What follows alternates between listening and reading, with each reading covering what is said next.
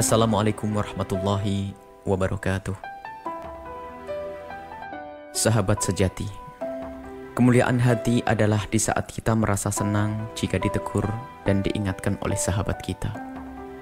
Dan sahabat sejati adalah sahabat yang gemar mengingatkan di saat kita berbuat salah. Alangkah indahnya jika persahabatan dijalin dalam irama meningkatkan kualitas diri agar bisa semakin dekat kepada Allah Subhanahu wa taala dan semakin cinta kepada Rasulullah sallallahu alaihi wasallam. Bukanlah disebut sahabat jika dia membiarkan diri kita terjerumus dalam kesalahan. Begitu sebaliknya, bukanlah disebut sahabat jika ia mendendam di saat kita mengingatkan dan menegurnya tatkala ia bersalah. Sahabatku, ada sesuatu yang tersimpan di lubuk hati kita yang tidak tampak, kecuali di saat kita mendengar atau melihat sahabat kita bersalah, yaitu rasa ingin menegur dan menyapanya karena merindukan kebaikan untuk sahabatnya, tanda ketulusan dalam persahabatan. Sedangkan rasa enggan serta acuh tak acuh untuk menegurnya adalah tanda kekotoran hati saat bersahabat. Ada sesuatu yang tersembunyi di lubuk hati kita yang tidak tampak, kecuali di saat kita mendapat teguran dari teman kita kala kita bersalah, yaitu kesombongan yang menjadikan kita tiba-tiba merasa dendam, marah, serta sebal melihatnya dan tidak nyaman duduk di sampingnya.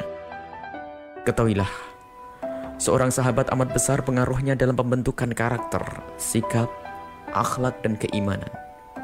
Itulah yang dimaksud Rasulullah Shallallahu Alaihi Wasallam untuk umat beliau melalui sabdanya, seseorang itu akan mudah terbawa kepada agama sahabatnya.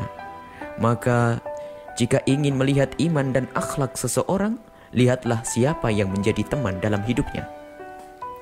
Yang disebut sahabat maknanya luas. Bisa teman kerja, guru yang mengajar kita, jalinan suami istri, termasuk diantaranya adalah anggota dalam sebuah lembaga atau paguyuban. Maka di saat hubungan kawan dengan kawan, guru dengan murid, suami dengan istri, atau keanggotaan dalam sebuah lembaga, jika di dalamnya tidak terdapat makna saling memberi dan saling menerima teguran positif, maka sungguh jalinan itu bukan jalinan yang dirajut karena Allah Subhanahu wa taala. Sahabatku, untuk menciptakan keindahan bersahabat karena Allah Subhanahu wa taala, di sini dibutuhkan dua hal, yaitu pertama adalah ghirah atau rasa mencintai sahabatnya dan rasa tidak rela jika sahabatnya terjerumus.